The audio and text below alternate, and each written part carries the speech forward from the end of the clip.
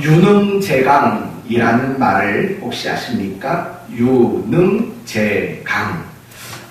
이 말의 뜻은 부드러운 것은 강한 것을 이긴다 라는 뜻입니다. 부드러운 것은 강한 것을 이긴다. 유능재강. 중국 고대 사상가였던 노자의 도덕경이라는 그 책에 나오는 이야기입니다. 노자가 임종을 앞두고 제자들을 불러 모았습니다. 그리고 제자들 앞에 입을 크게 벌렸습니다. 하고 입을 벌렸습니다. 그리고 제자들이 묻습니다. 무엇이 보이느냐? 그랬던 제자들은 이렇게 대답했습니다. 혀가 보입니다. 노자가 다시 이렇게 말합니다. 왜? 이는 안 보이는가? 제자들이 이렇게 말을 합니다. 이는 다 빠져버려서 안 보입니다. 그래서 노자가 또 이렇게 제자들에게 묻습니다. 그렇게 단단하고 강한 이는 왜 빠지고 그 부드러운 혀는 왜 아직까지 남아있는가? 한 제자가 이렇게 대답을 했답니다. 단단해서 빠져버렸습니다. 그러나 혀는 부드러워서 남아있습니다. 이 말을 듣고 노자가 제자들에게 마지막으로 이런 당부를 했다는 겁니다.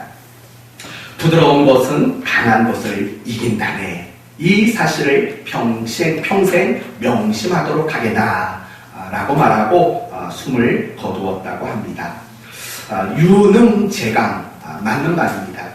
크고 단단한 나무는 강한 바람에 부러지거나 뽑힙니다. 그러나 갈대나 풀은 아무리 강한 바람이 불어도 꺾이거나 뽑히지 않습니다. 이처럼 부드러운 것은 강한 것을 이기게 됩니다. 오늘 본문 역시 온유한 사람이 가장 강한 사람이다. 이렇게 우리에게 가르쳐주고 있습니다. 그러므로 오늘 말씀을 통해서 온유란 무엇인가를 확인하고 여러분 모두가 온유한 자가 되겠다라는 다짐을 하는 그런 시간이 되었으면 좋겠습니다. 온유한 자는 복이 있나니 그들이 땅을 기업으로 받을 것이니요. 여러분은 온유한 사람이 어떤 사람이라고 생각합니까? 한번 확인해 보도록 합시다. 잠깐만 생각 좀 해보십시오. 여러분의 주변에 저 사람은 참 온유해. 이렇게 생각되는 사람이 있는지 머릿속으로 한번 떠올려 보십시오. 내 삶에, 내 주변에 저 사람은 참 온유해 라고 떠오르는 사람이 혹시 있습니까? 있으면 고개라도 한번 끄덕여 주십시오. 네. 그러면 우리가 함께 아는 게 더 중요할 것 같아요. 우리 사랑하는 교회 안에 저분은 참 온유한 것 같아 라고 생각이 되어지는 분 계십니까? 한번 생각 잠깐 해보세요. 네? 있는 분만 고개를 좀 끄덕여 주세요. 우리 교회 온유한 분. 굉장히 많이 끄덕여요. 뜻밖에도. 그러면 우리 김효선 집사님, 우리 교회 집사님이 생각하는 온유한 분은 누구지요?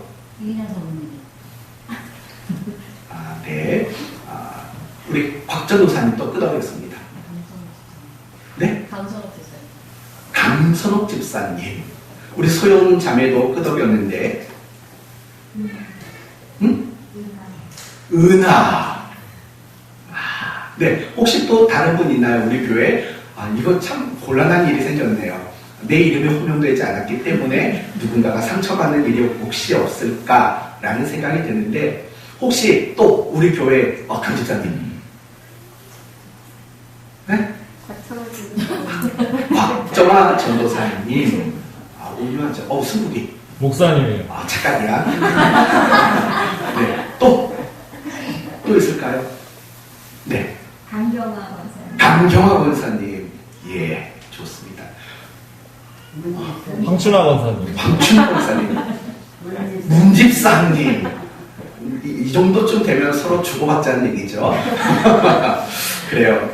나름대로 여러분의 삶의 주변에 있는 사람들 중에 저 사람은 참 온유해. 또는 우리가 신앙생활하는 교회 공동체 안에서 볼 때도 저 사람은 참 온유한 분 같아 라는 그런 생각이 드는 분들이 있습니다. 그러면 이렇게 생각해 봅시다. 왜 그렇게 생각하세요? 라는 질문 앞에 여러분은 왜 그렇다고 대답하시겠어요?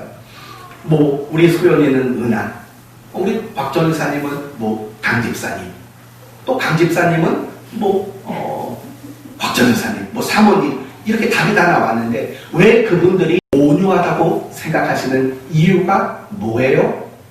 스스로 한번 생각해 보세요. 이건 정말 중요한 거예요. 내가 그 사람을 온유하다고 생각한 이유가 뭔가가 사실은 오늘 확 정립되어야 될 중요한 내용이기 때문에 그래요. 그리고 여러분에게 이렇게 반문하고 싶어요. 여러분이 말한 사모님이 정말 온유한 사람일까요? 아니요, 이거 어떤 뉘앙스를 가지고 하는 말이 아니에요. 그냥 묻는 거예요.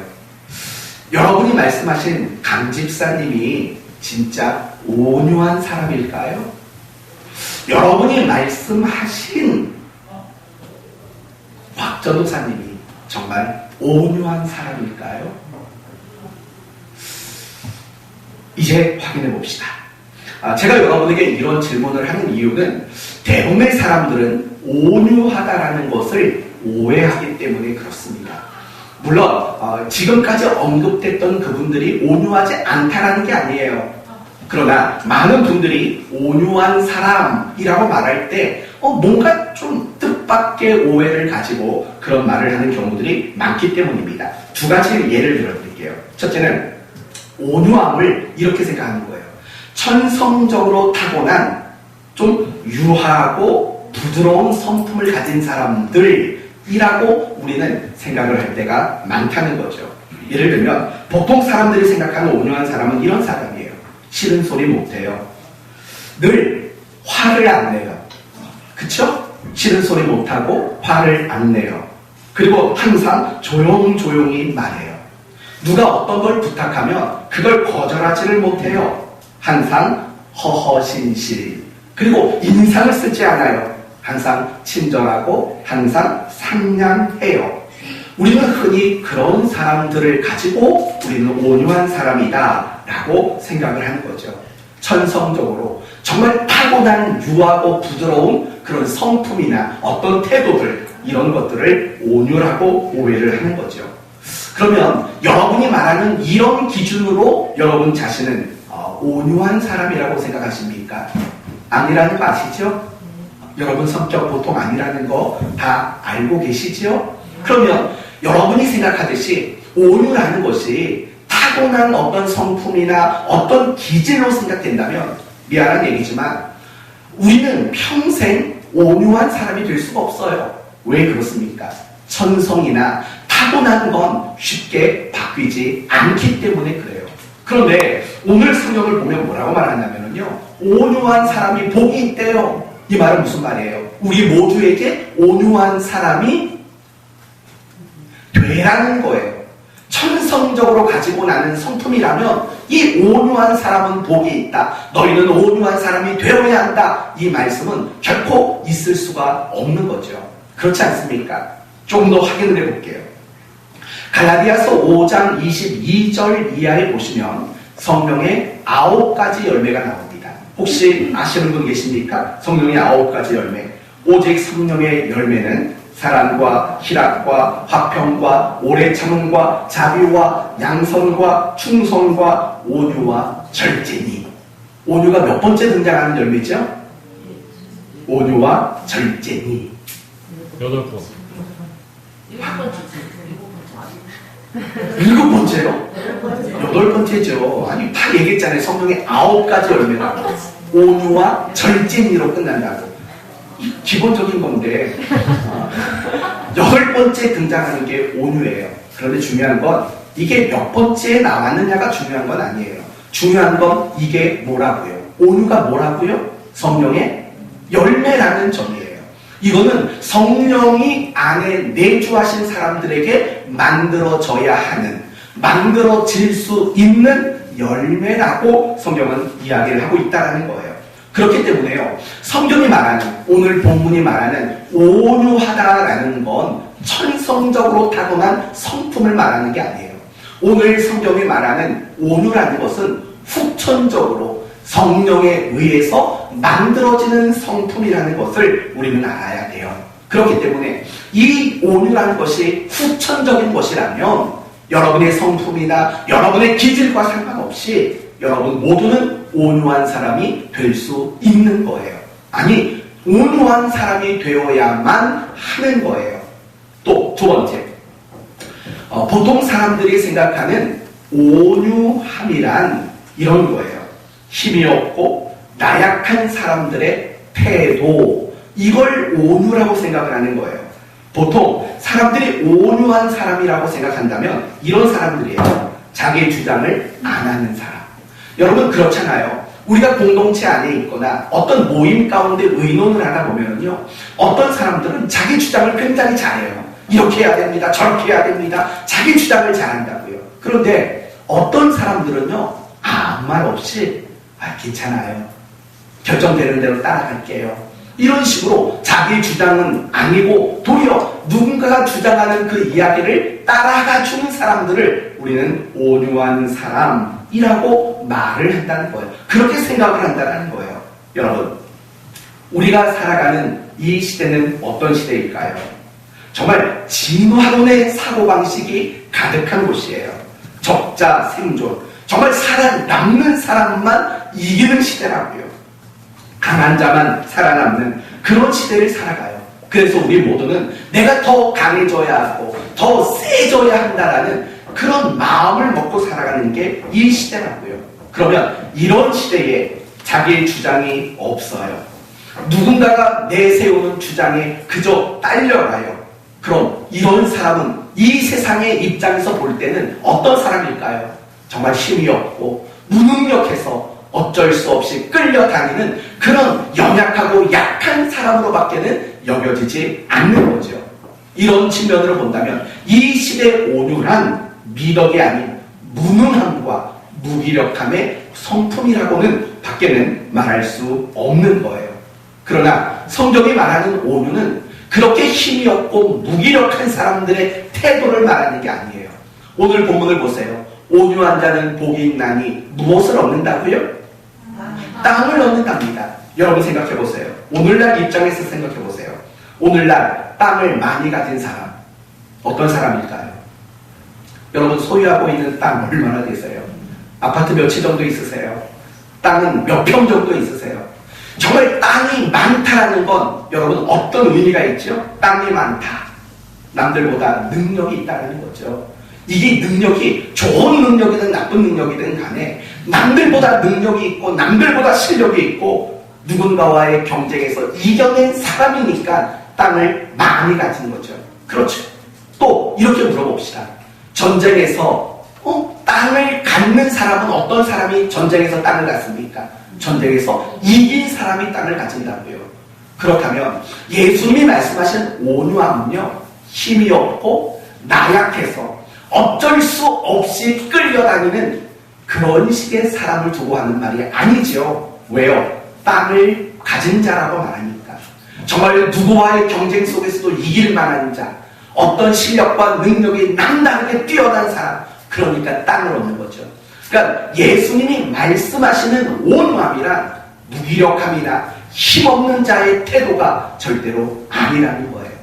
그런데도 불구하고 우리는 흔히 저 사람은 온유해 라고 말할 때에는 그 사람의 타고난 성품이 있잖아요. 조용조용하고 유하고 부드러운 이런 성품을 가진 사람만 보고 우리는 온유라고 말한다고요. 자기 주장을 안 해요. 늘 누가 이러자 하면 좋아, 저러자 하면 그래 알았어. 이렇게 끌려다니는 사람을 보고 우리는 온유라고 말한다고요. 그건 우리가 오해하는 거예요.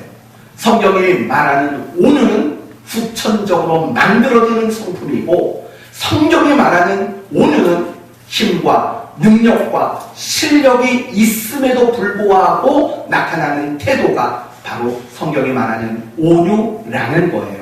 이 부분을 여러분에게 이제 여러 명의 인물들을 통해서 이제 소개를 시켜드리도록 하겠습니다. 우리가 먼저 생각해 볼 인물은 바로 모세입니다.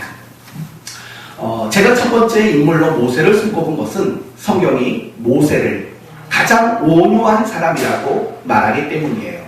민수기 12장 3절을 보면 이 사람 모세는 온유함이 지면의 모든 사람보다 더하더라 라고 말을 하는 거예요. 무슨 말이냐면 이 모세는 그 당시의 사람들 중에서도 가장 온유한 사람이었고 모세 이전에 태어났던 모든 사람들을 다 말해도 모세가 가장 온유한 사람이었다라는 뜻이에요. 그렇다면 이 모세의 온유함을 한번 생각해 봅시다. 모세는 누구지요? 이스라엘 백성들을 애굽 땅에서 구원해낸 사람이에요. 그리고 이스라엘 민족을 40년 동안 이끌었던 이스라엘의 위대한 지도자예요. 그것만이 아니에요. 성경을 보면은요, 모세가 어떻게 표현되냐면 하나님과 정말 친구처럼 교제했던 사람이라고 성경은 그렇게 이야기를 해요. 나중에 출애굽기 33장을 보세요.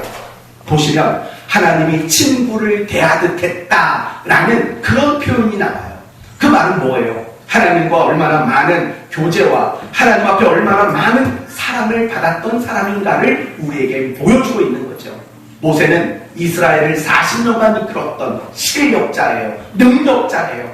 하나님께 사랑받고 하나님과 친구와 같은 교제를 누렸던 사람이 모세라고요. 그런데 민수기 12장의 말씀을 보시면 한 사건이 일어납니다. 모세의 형이 누구죠? 아론이죠. 그러면 모세의 누이는 누굽니까?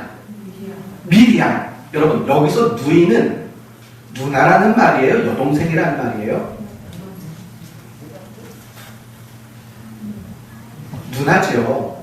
여러분, 그 생각 안 나요? 모세가 갈대상자에 들어갔을 때 누이가 그 공주에게 소개를 하잖아요. 그래서 제가 이렇게 물어본 거라고요. 여러분, 혹시나 실수할까봐. 우리는 무조건 누이 하면 자꾸 동생만 생각하는데 이건 누나예요. 그러니까 모세의 형 아론, 모세의 누나 미리암이 모세를 비판하기 시작했어요. 어떤 문제를 가지고 비판을 했냐면 모세가 결혼을 했는데 그 결혼이 잘못됐다고 비판을 한 거예요. 왜 그러냐면 모세는 누구와 결혼을 했죠? 어느 지역 여인과 결혼했죠? 구스 여인. 구스 여인. 여러분, 구스가 오늘날로 어느 나라냐면 에티오피아를 말하는 거예요. 에티오피아라는 나라의 여자와 결혼했어요. 다시 말하면 같은 혈통 안에서 결혼을 한 게 아니라는 거예요. 이방인과 결혼을 했다라는 거예요. 그걸 문제 삼는 거예요. 이런 식으로 말하는 거죠. 아니, 어떻게 하나님 백성의 지도자가 이방 여자랑 결혼할 수 있습니까? 자격이 안 됩니다. 라고 시비를 건 거라고요. 그러나 여러분, 모세가 그 여인과 결혼한 건 이 민수기 12장 사건을 기준으로 봤을 때 적어도 몇 년 전 이야기일까요? 40년 전. 최소 40년 전 이야기를 갖다 놓고 당신은 자격이 없습니다. 이렇게 비판을 하고 있다는 거예요. 성도 여러분. 그러면 형 아론, 누나 미리암이 왜 도대체 모세를 비판했을까요? 이유는 간단해요. 시기심 때문이에요.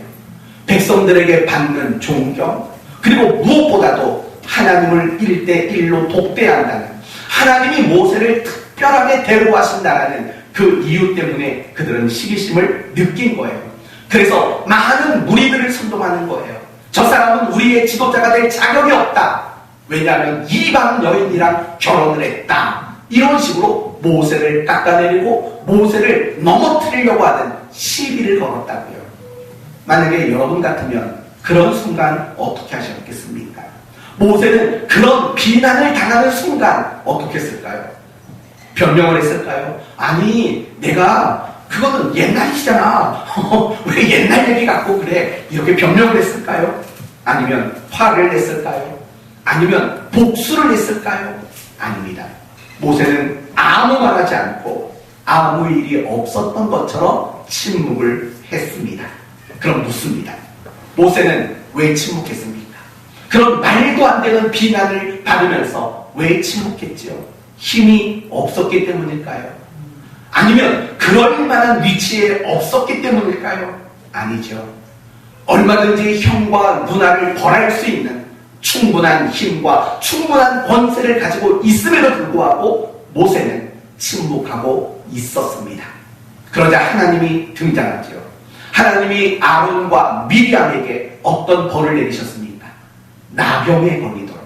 문둥병에 걸리도록 벌을 내리셨죠. 그런데 그런 광경을 보고 모세가 어떻게 한 줄 아십니까? 하나님께 간절히 기도합니다. 자신의 형과 자신의 누나를 놓고 제발 그 병을 낫게 해달라고 모세는 간절히 하나님 앞에 기도했다는 겁니다. 이게 온유라는 겁니다. 이게 바로 온유예요. 힘이 없어서 가만히 있었던 게 아니에요. 어떻게 벌을 내릴 수 없어서 가만히 참고 있었던 게 아니에요. 이게 바로 온유라는 거예요. 우리가 또 생각해 볼 두 번째 인물은 요셉이라는 사람이에요. 요셉은 어린 시절 형들의 잘못을 고자질하기를 좋아했던 사람이에요. 그리고 아버지에게는 편애를 받았던 사람이에요. 그러니까 당연히 형들은 요셉을 미워했겠지요. 그래서 그 요셉을 깊은 구덩이에 던졌지요. 그러고 겨우 살아나서 노예로 팔려갑니다. 애국 나라의 노예가 되었고 또 누명을 쓰고 감옥에 갇혔습니다. 여러분, 이런 세월을 보냈을 때 요셉의 마음은 어땠을까요? 어쩌면 그 형들에 대한 복수심이 불타오르고 있었을지 모릅니다. 그러다가 요셉이 애굽왕 바로가 꾼 꿈을 해석을 하고 그래서 애국 나라의 국무총리가 되었습니다. 그리고 그 후 7년의 풍년이 있었고 또 7년의 흉년이 들기 시작했습니다. 그래서 그 애굽 땅을 제외한 인근의 여러 지역은 흉년에 먹을 양식이 없는 굉장히 어려움을 겪게 됩니다. 그러나 애굽 땅은 요셉이 대단히 지혜롭게 대처함으로 양식이 많았습니다. 그러니까 이 애굽에는 양식이 많다는 소문이 돌자 주변에 있는 여러 사람들이 애굽에 가서 양식을 구했습니다. 요셉의 형들도 마찬가지입니다. 요셉의 형들도 양식이 없자 애굽에 양식을 구하러 왔습니다. 그리고 드디어 누구를 만났습니까? 요셉을 만났습니다. 노예가 되었을 때에는 정말 복수하고 싶어도 복수할 수 없는 처지 아니었습니까? 그러나 이제 자기 앞에 형들이 나타나는 이 순간은 이제 달라졌습니다. 요셉은 애굽의 국무총리가 됐습니다.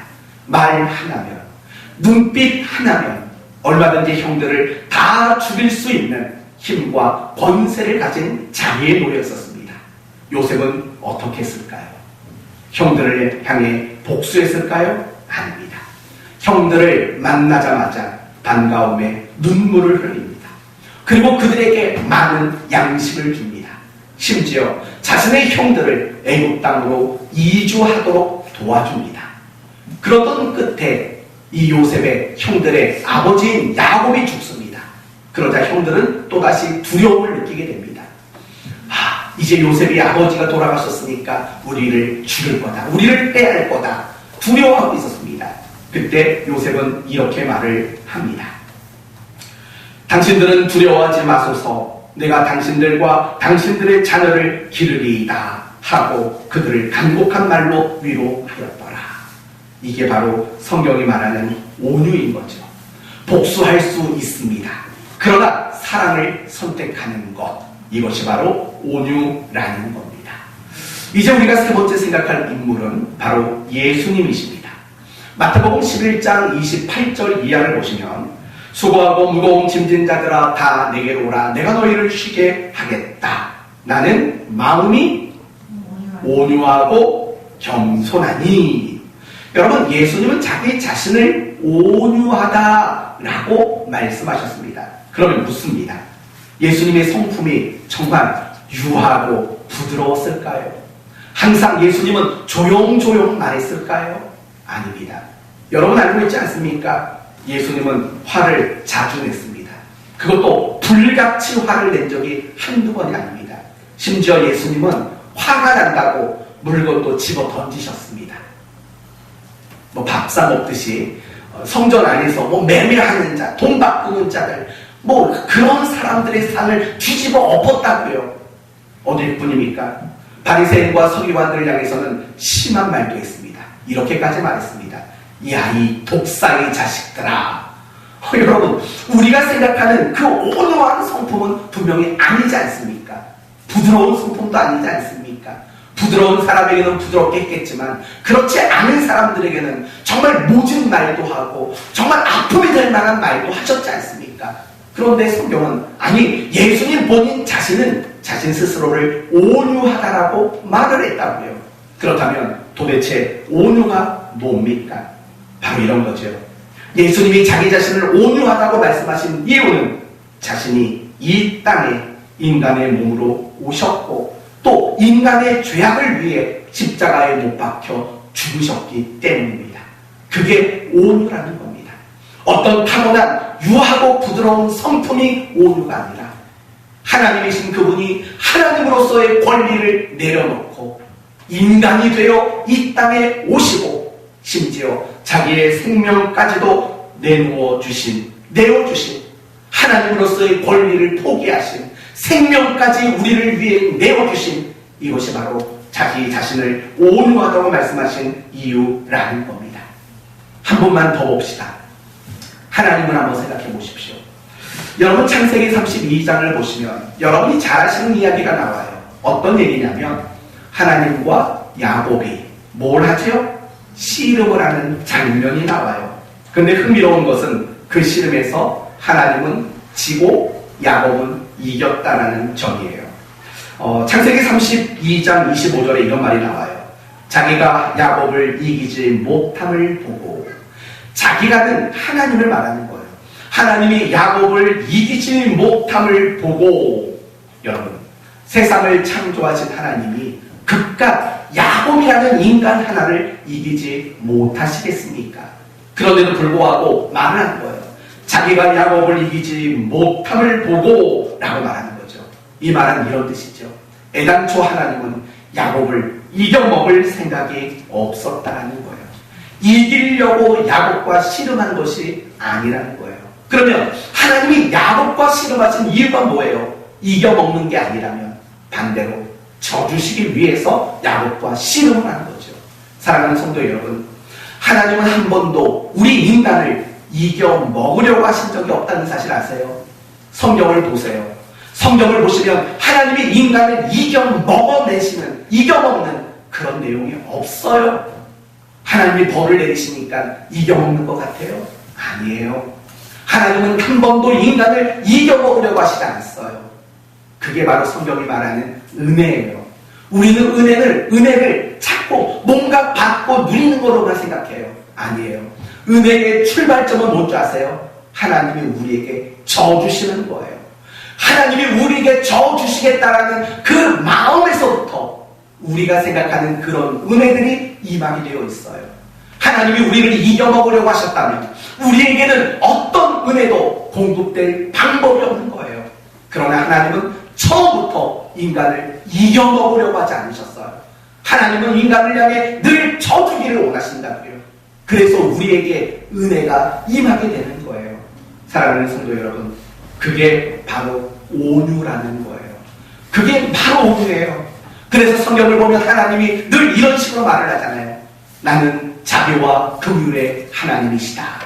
하나님이 자기 자신을 자비와 긍휼의 하나님이래요. 무슨 말이에요? 간단히 말하면 나는 온유한 자다. 이것이 하나님이 자기 자신을 이야기하는 표현이라는 거라고요. 그 밖에도 온유한 사람 많아요. 아브라함을 보세요. 조카 롯에게 땅을 먼저 선택할 수 있도록 자신이 양보를 해요. 그게 온유예요.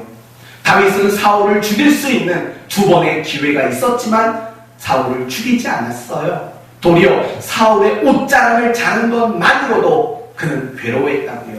그게 온유라는 거예요. 여러분, 이 온유를 가장 잘 보여주는 산상수훈의 내용이 있어요. 바로 마태복음 5장 39절에서 42절이에요. 나는 너희에게 이르노니 악한 자를 대적하지 말라. 누구든지 내 오른뺨을 치거든 왼편도 돌려대며 또 너를 고발하여 속옷을 가지고자 하는 자에게 겉옷까지도 가지게 하며 또 누구든지 너로 억지로 오리를 가게 하거든 그 사람과 심리를 동행하고 내게 구하는 자에게 주며 내게 꾸고자 하는 자에게 거절하지 말라. 이게 바로 성경이 말하는 가장 정확한 온유라는 표현인 것이죠. 사랑하는 성도 여러분, 하나의 이야기를 더 드리도록 하겠습니다. 지난달 9월에 있었던 이야기입니다. 스페인 바르셀로나에서 철인 3종 경기가 있었습니다. 결승점에 다다랐을 때 1등과 2등은 통과했습니다. 이제 3등과 4등이 결승점 가까이 도착했습니다. 3등으로 가던 선수는 영국 선수였고 4등으로 가던 선수는 스페인 선수였습니다. 그런데 3등으로 가고 있던 영국 선수가 코스를 착각을 합니다. 그래서 결승점으로 가야 되는데 이 곁길로 빠져버린 겁니다. 바로 알아차린 이 영국 선수가 다시 제대로 코스로 와서 결승점을 향해서 뛰어갔습니다. 3등은 할 수가 없는 겁니다. 이미 4등이 먼저 앞장섰으니까. 그런데 아무도 예상하지 못했던 일이 일어났습니다.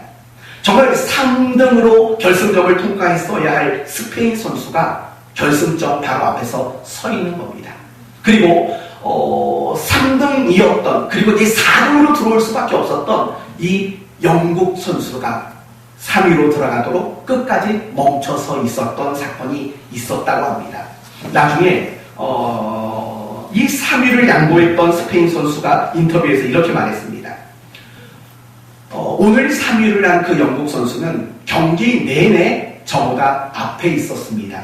그 선수가 코스를 이탈하지만 않았더라면 당연히 그 선수가 3위가 되는 게 맞습니다. 그게 공평한 겁니다. 그게 정의로운 겁니다. 라고 인터뷰에서 그렇게 말했다는 겁니다. 여러분이 만약에 그 위치에 있다면 어떻게 하겠어요? 야, 땡 잡았네. 이거 아니겠어요? 야, 하늘도 나를 도우셨네. 이럴 거 아닙니까? 그런데 정말 공평을 생각하면서 정의를 생각하면서 저 사람이 나보다 훈련을 많이 했고 그래서 저 사람이 3등이 될 수 있는 자격이 있다고 생각하면서 그 3위를 내줄 사람이 누가 있습니까? 그러나 그 사람은 내줬습니다. 그 사람이 3위가 되는 게 맞다고 여겨주고 그 사람에게 3등이라는 선물을 주었습니다. 그게 온유한 사람이라는 겁니다. 됐습니다. 오늘 저는 여러분에게 여러 사람의 이야기를 했어요. 모세에 대한 이야기를 했고 요셉에 대한 이야기 했고 예수님에 대한 이야기를 했고 하나님에 대한 이야기, 아브라함 그리고 다윗에 대한 이야기를 했고 또 3등을 내어주었던 그 선수를 여러분에게 이야기를 했습니다. 이들의 공통점이 뭐라고 생각하십니까? 여러분에게 지금까지 소개했던 이들의 공통점, 한마디로 말하면 상대방을 위했다라는 겁니다. 정말 상대방을 위해서 내 권리와 내 기득과 모든 것들을 양보하고 포기했다는 겁니다. 악을 악으로 갚는 게 아니라 악을 무엇으로 갚았습니까? 선으로 갚았습니다. 물론 힘과 실력이 없어서가 아닙니다. 그렇게 할 수 있지만 그를 사랑으로 대우하기로 작정했기 때문에 모든 걸 양보하고 포기할 수 있는 거죠. 결국 온유합니다. 어떤 경우에도 어떤 사람이라 할지라도 사랑으로 대우하는 겁니다. 내 유익을 구하는 것이 아니라 상대방의 유익을 구해주는 사람, 그 사람이 바로 온유한 사람이라는 겁니다. 더 구체적으로 말하면 온유한 사람이란 상대방을 위해 참아주고 기다려주고 품어주고 용서해주고 배려해주고 양보해주고 희생해주고 함께해주고 격려해주고 나눠주고 베풀어주고 대적하지 않고 오로지 사랑으로만 대우하고 대접하는 사람, 바로 그 사람이 성경이 말하는 온유한 사람입니다. 온유의 반대말이 뭘까요? 온유의 반대말. 어떤 사람은 이렇게 말하더라고요. 온유의 반대말은 오프유라고. 온유의 반대말은 오프유라고. 아니라고 생각합니다. 온유의 반대말은 이기심인 거죠. 온유의 반대말은 무정한 거죠. 온유의 반대말은 사랑이 없음이죠. 저는 이 시간 여러분이 이 온유의 개념을 다시 정립했으면 좋겠어요. 제가 오늘 설교를 처음 시작하면서 물었죠. 여러분 주변에 어떤 사람이 온유한 것 같습니까? 우리 교회 안에 누군가 어떤 분이 온유한 분 같습니까? 여러 사람의 이름이 등장했습니다. 과연 그 사람은 사랑으로 사람을 대우합니까? 사는 사람의 유익을 위해서 모든 것들을 행합니까? 그렇다면 여러분의 생각이 맞습니다. 그분들이 온유한 게 맞습니다. 그러나 그렇지 않다면 여러분은 착각하고 있는 겁니다. 우리가 살아가는 이 시대 정말 필요한 사람은 온유한 사람입니다. 온유한 리더십을 가진 사람이 절실히 필요한 시대입니다. 교회와 그리스도인들 역시 온유함을 갖추어 가야 합니다. 왜냐하면 갈수록 교회는 온유함을 잃어버립니다. 갈수록 교회는 강해지려고 합니다. 갈수록 교회는 권세를 부리려고 합니다. 갈수록 교회는 힘을 보여주려고 합니다. 이건 거꾸로 가는 겁니다. 교회는 갈수록 온유해져야 합니다. 그리스도인들은 갈수록 온유해져야만 합니다. 지기 싫어하고 이겨먹으려고 하고 정말 사납게 이빨을 드러내는 맹수 같은 이런 모습이 교회는 되어서는 안 됩니다. 우리 그리스도인들 역시도 사나운 맹수가 되어서는 안 된다는 사실을 잊지 말아야 합니다. 교회와 그리스도인들은 갈수록 온유해져야 합니다. 왜냐하면 하나님이 우리를 그렇게 대접해 주시기 때문입니다. 하나님이 우리를 온유로 대접하지 않으신 적이 있을까요? 없지요. 그리고 하나님은 끊임없이 우리에게 온유를 가르쳐 주시기 때문입니다. 오늘날 정말 절실히 필요한 것, 어쩌면 이 자리에 있는 저와 여러분 모두에게 가장 필요한 것이 있다면 온유가 아닐까 생각이 듭니다. 사랑하는 성도 여러분, 온유한 분이 되셨으면 좋겠습니다. 온유한 분. 어떤 사람이든 그 사람을 상대하는 방법은 오직 사랑밖에는 없어야 합니다.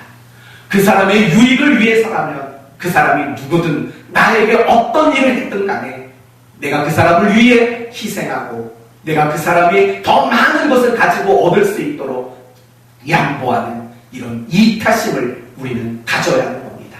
그게 바로 성경이 말하는, 오늘 팔복이 말하는 온유한 자인 것입니다.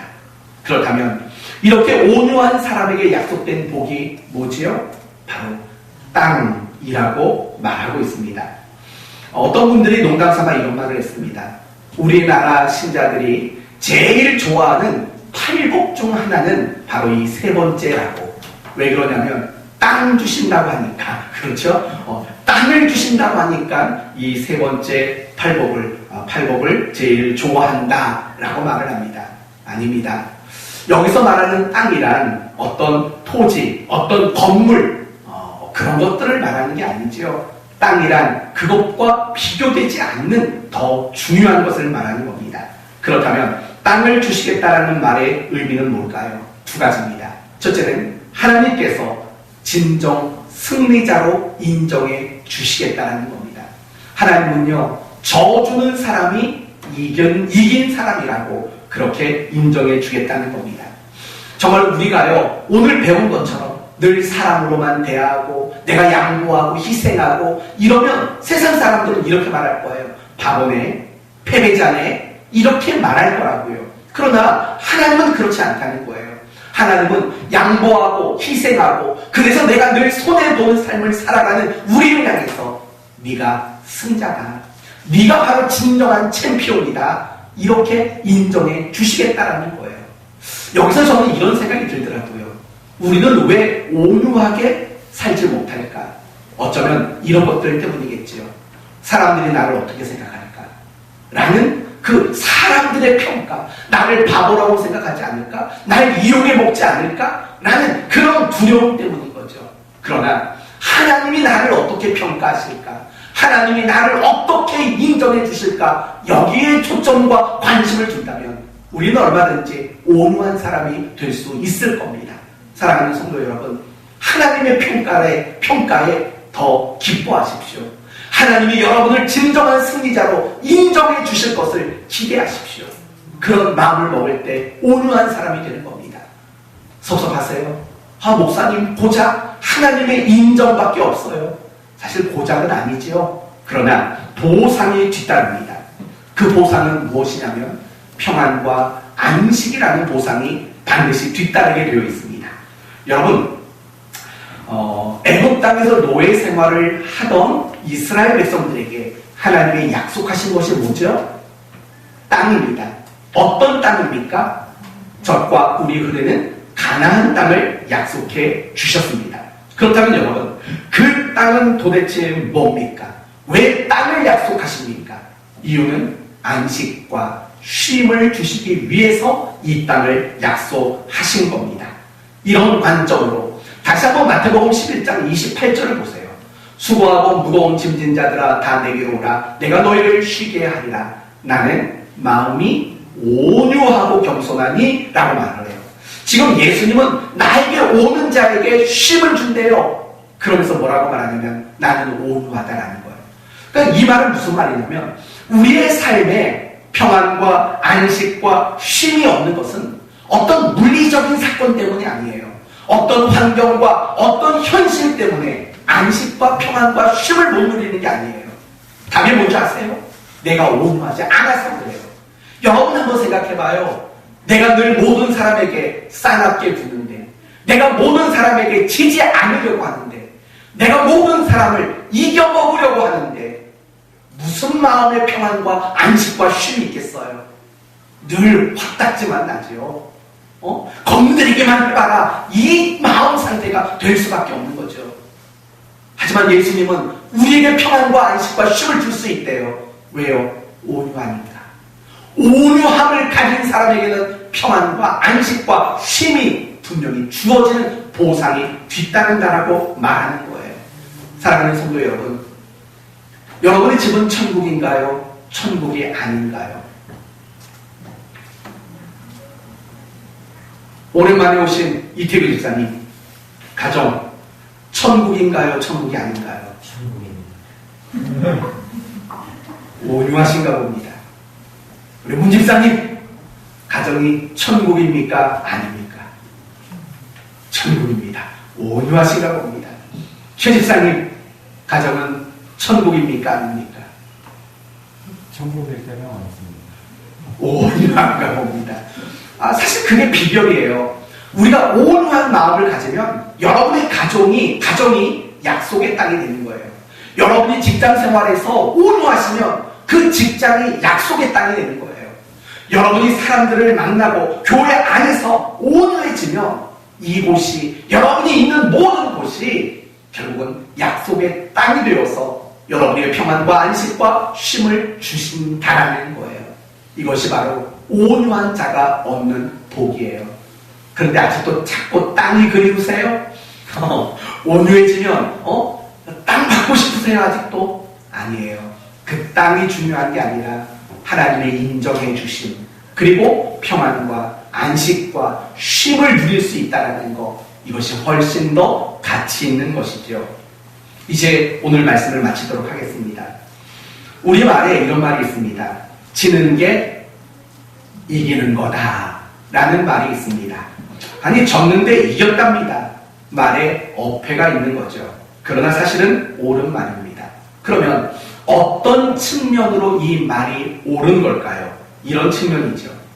이겨먹는 것보다 져주는 것이 더 높은 수준이라는 점에서 이 말은 옳은 말인 것입니다. 우리는 똑똑한 사람이 되어야 합니다. 우리는 잘난 사람이 되어야 합니다. 우리는 능력 있는 사람이 되어야 합니다. 우리는 자랑거리 많은 사람이 되어야 합니다.